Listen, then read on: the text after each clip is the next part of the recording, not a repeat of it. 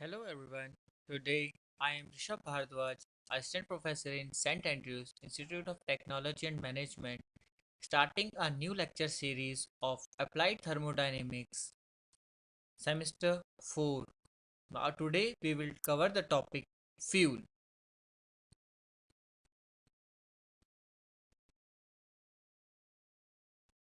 First, what is fuel? A fuel is defined as a substance used to produce heat or power by combustion. Any chemical process accomplished by the evolution of light and heat is called combustion.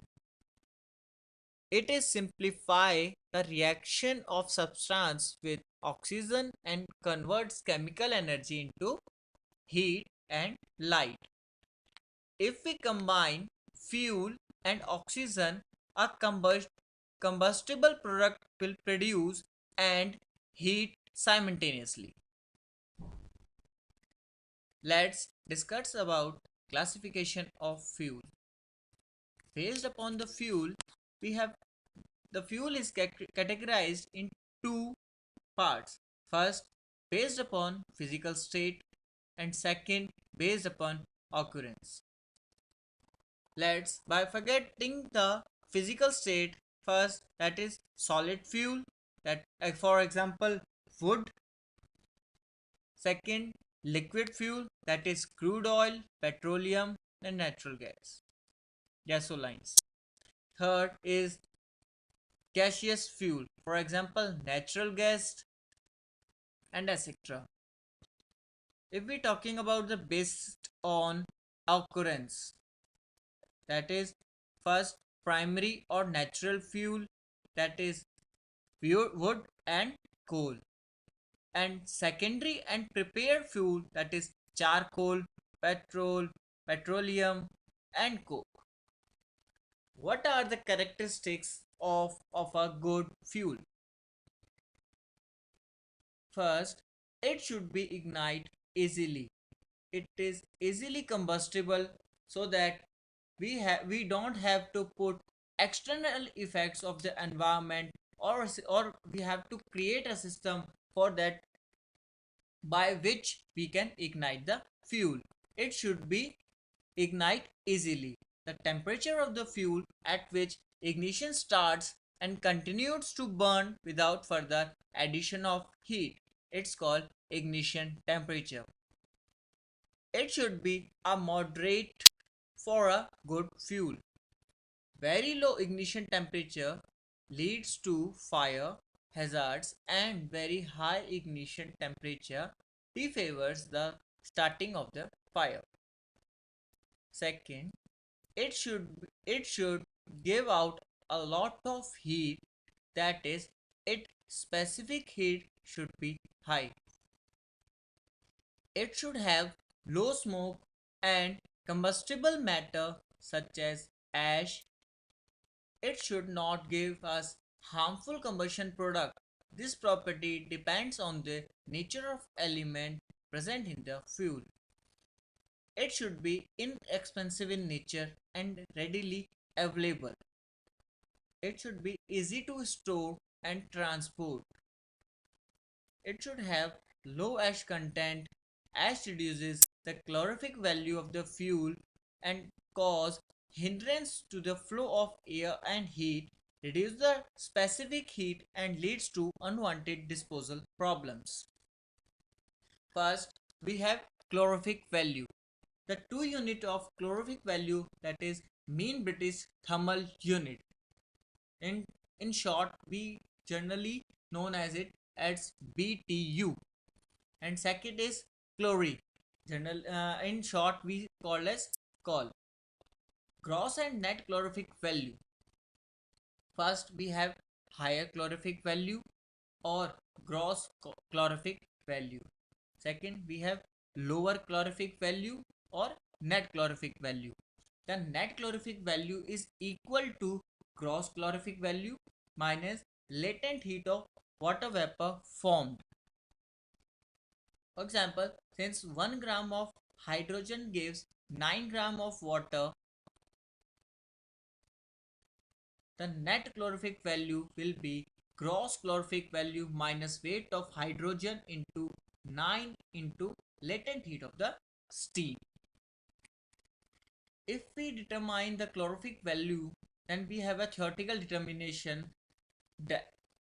DeLong's introduced a formula for calculating the calorific value from the chemical composition of the fuel. It may be gross calorific value is 1 upon 100 into 8080 Celsius plus 34500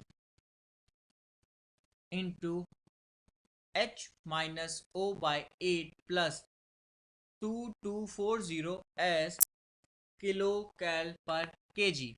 If we find out the lower calorific value, that will be higher calorific value minus 9 by 100 H into 587 kilocal per kg, where C is carbon, H stands for hydrogen, and O stands for oxygen, and S stands for sulfur. Now, if we bifurcating the types of coal, that is a solid fuel. The solid fuel can be categorized in peat, lignite, sub bituminate, bituminous coal, and anthracite coal. The anthracite coal is having more calorific value than bituminous, than subbituminous, and lignite and peat.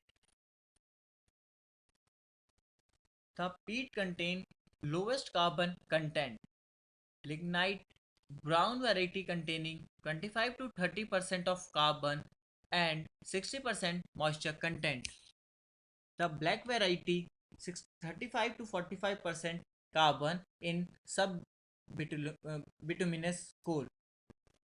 In bituminous coal, hard black variety 45 to 86% of carbon. In anthracite, the highest ranking coal carbon content 86 to 97%. The uses of coal as a primary fuel, the coal is used to produce steam through heat and combustion, which is again used to running turbines to generate electricity in power plants. As a secondary fuel, the product of burning coal in the presence of air is to metallurgical importance. The byproducts are useful in making plastics, tar, and synthetic fiber, and also used to making steel in industries. Next, we will discuss about pulverized coal. The pulverized coal generally refers to coal in powdered form obtaining by crushing, grinding, and pulverizing coal. As the surface of pulverized coal is large and volatile matter present in it becomes quickly in contact with air and is released, enabling the combustion of fixed carbon. This increases the calorific value of the coal and enhancing its quality. Now we have the advantages of pulverized coal. It provides easy transportation and storage. Second, even high-grade coal having high ash content, such as found in India, could be used satisfactorily. It can be easily undergo combustion in small percentage of air with less wastage of heat and high thermal efficiency. It does not form clinkers, that is incombustible residue, and provides an oxidizing and reducing atmosphere inside in the furnace for metallurgical purpose. What are the disadvantages of pulverized coal? It involves the extra cost of pulverizing and shaving. Special type of burner are required for good mixing of air and fuel. During the process of grinding, crushing, and pulverizing, the finely divided ash is generated in the form of fly ash, causing air pollution, and causing problems associated with their disposals. Secondly, we have biofuels. Biofuels are solid, liquid, and gaseous fuel that are derived from living organisms and their waste. We get the biofuels from our environment itself. It reducing the toxic contents in the combustion exhaust. Biomass. Waste material produced by living things. These, these are the method of utilization of biomass in the form of energy. Burn the biomass directly and obtain energy. Convert the matter into ethanol and methanol for its fermented and aerobically to obtain gaseous fuel biogas.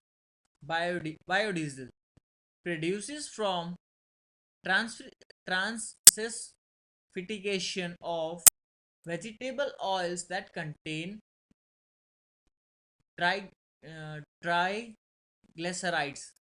Biogas. The advantages of using gobar gas over heating cattle dung directly into dried state. The gobar gas produces more useful energy. It provides high energy efficiency. It is free from dust and smoke and environmentally friendly. It is used as domestic fuel as well as in illuminant. Liquid fuels. Liquid fuels or is example of petroleum is the example of liquid fuel. Petroleum is made from the remaining remains of plants and animals buried millions of years ago. It is non-renewable resources. It contains straight and cycloparaffins, olefins, and aromatics, other organic compounds containing nitrogen, oxygen, and sulfur. Composition. Petroleum is a dark greenish brown viscous liquid that is found underground. That is found underground. It comprises hydrocarbons such as straight paraffins and cycloparaffins such as methane, ethane, butane, propane, isobutane, pentane, hexane. Second, the olefins such as ethynine, butene, isobutene, and acetylene and butadienes. Aromatics such as benzene, naphthalenes, cyclohexane, methyl cyclopentane. Some organic compounds containing nitrogen, oxygen, and sulfur. Production from refining of crude oil. The petroleum obtained by mining is viscous and dark colored liquid. Due to presence of sulfur, it has an unpleasant smell. It also contains impurities of sand, brine, or seawater. Hence, it is called crude oil. The important steps that are followed in during the time of production, that is fractional distillation to give a various fractions.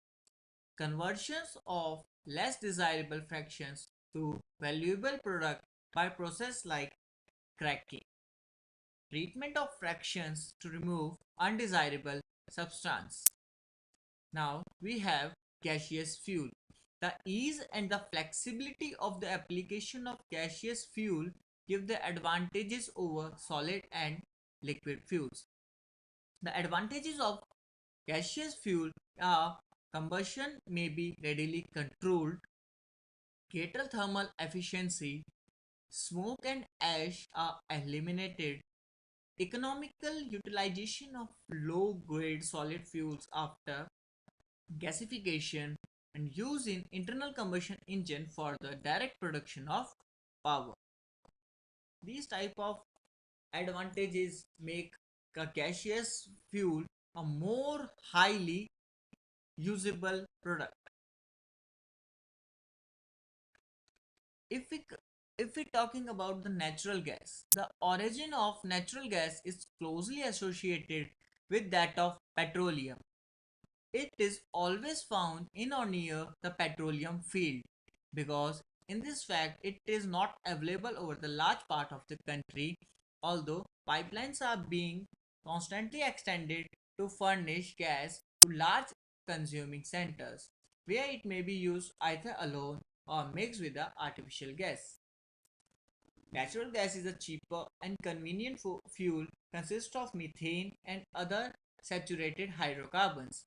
It its calorific value is 12,000 to 14,000 kilocalories cal per meter square. The composition of the natural gas is methane 85%, ethane 8%, propane 4%, butane 1.5%, and hydrocarbons that is 1.5%. About 14% of the gas product is used for making carbon black. It is also used as a fuel for industry and is domestic contents. Thank you for watching this video and stay tuned for our next video that will contain your next topics in unit 1. Thank you.